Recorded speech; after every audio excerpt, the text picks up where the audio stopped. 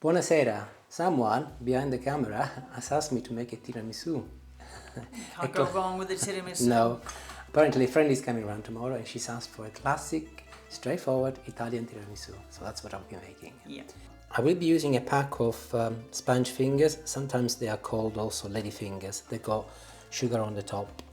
And a box of 200 grams should be plenty for what I'm doing tonight. And also a glass dish. This is 20 centimeters square, and I will be doing a couple of layers. Of course, you can use something bigger and more layers, but 2 layers will be plenty. I'll give you a few tips along the way. The coffee, which is one of the key ingredients for the classic tiramisu, need to be cold. And what I've done, I've made it with instant coffee, and I make a little, and then I make the rest with cold water, effectively, and mix it. And I will be adding a shot of Marsala. This is approximately 50 milliliters, but you can use any fortified sweet wine, or you can use rum as well. Obviously, if you use rum, use a bit less because it's stronger than Marsala. Marsala is a fortified sweet Sicilian wine. To make it better, it's almond Marsala, yes. So I'm looking forward now you're rubbing it. It smells lovely already. So we give it a little stir and we put it aside.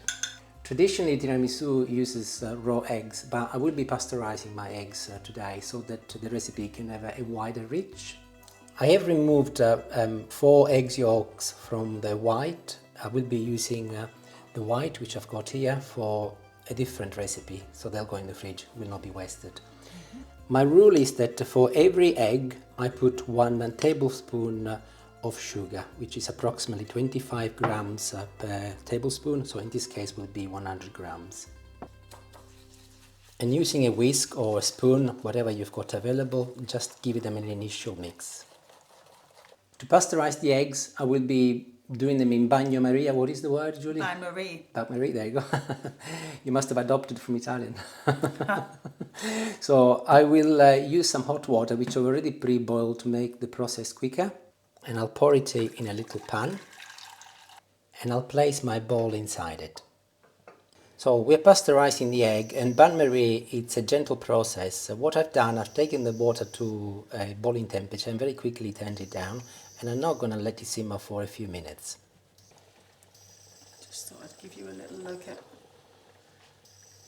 the designer. What are you doing? Slippers. You're not recording my slippers, are you? Right. It's been simmering for 5 minutes, and the color has changed to a clearer custard color. Some people do it for 2 to 3 minutes, but to make sure, I always do it for no less than 5. So I will now be removing it from the heat. While I leave this to cool down for a couple of minutes, I'll move on to folding my mascarpone. Mascarpone is a wonderful Italian, creamy Italian cheese.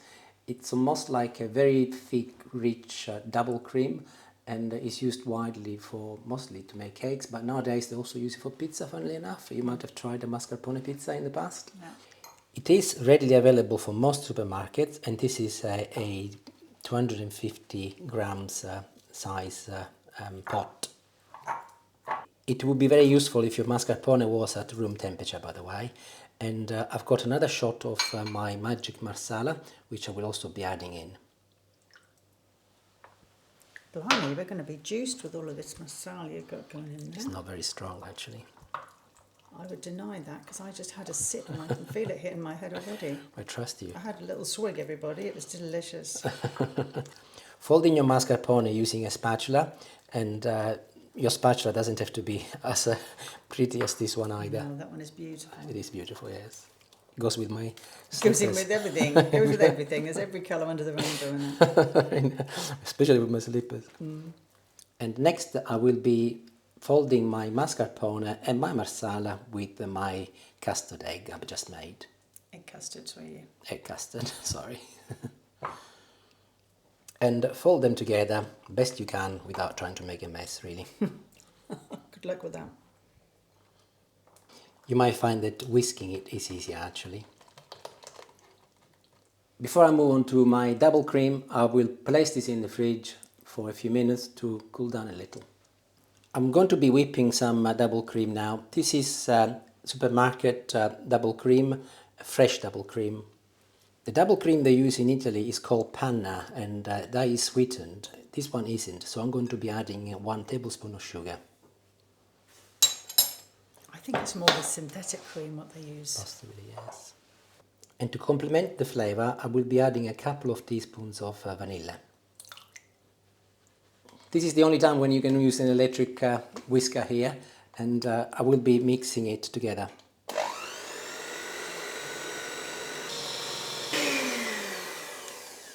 Ensure that when you're whisking it, you do not over whisk it. You do not want a batter sort of consistency. You need to be just nice and thick like this. Get the custard out from the fridge and add it to the whipped cream. Ensure that you get every single drop out. It's too good to leave it behind. I've taught you well. I'm fixated with using my spatulas to get every drop of You food are. out. You're obsessed. It's like a little thing of mine, yeah. You're obsessed. And by hand, actually, I would use a whisker now. Mix it together. You can use the electric whisk, but in all fairness, I think this is much easier and more pleasant. And this is looking really, really nice. Nice and creamy, golden color, ideal. And it's ready now for the next step. And this is when the fun begins. Firstly, I'll move the coffee into a bowl. Now, this is one of the most important processes of making a tiramisu. When you're dipping in your sponge fingers in the coffee, ensure that you do not dip them in for more than 2 seconds per side. Literally, 1, 2, 1, 2.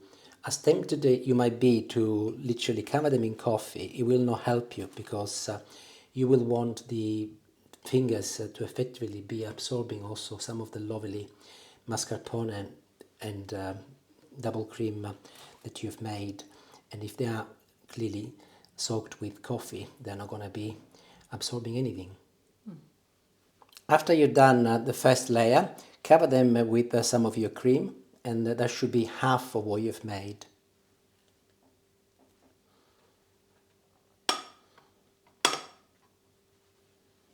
And we start again. And you start again, indeed, to the next layer. And the second layer is also finished. I've managed to squeeze a couple also on the side. Like before, I will cover it with another generous layer of my cream.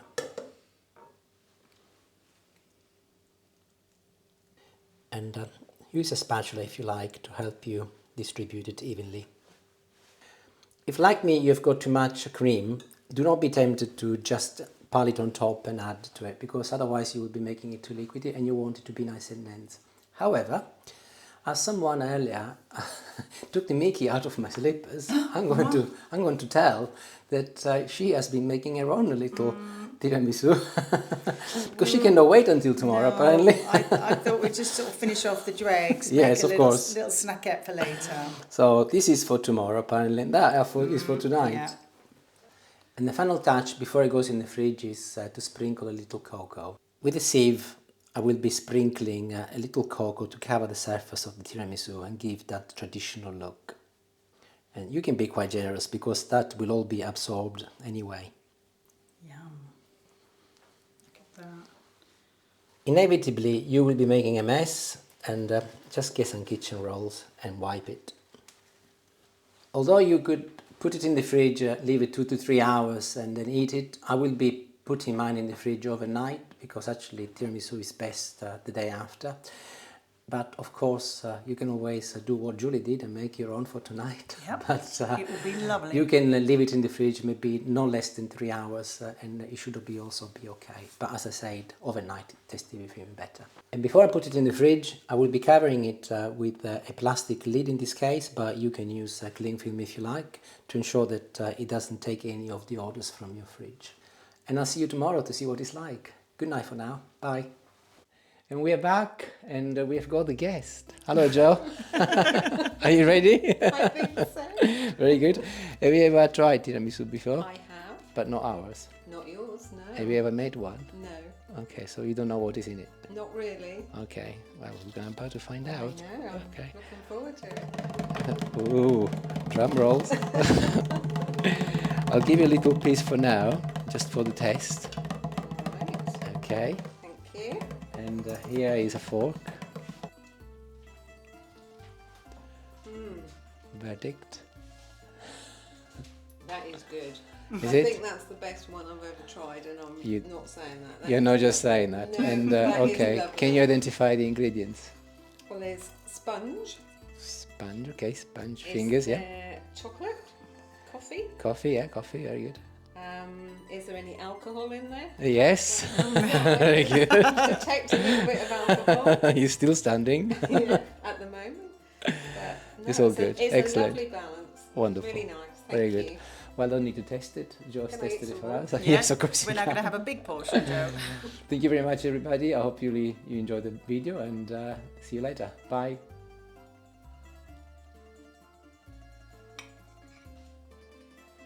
That's good. That does look lovely. Oh, you can see every single.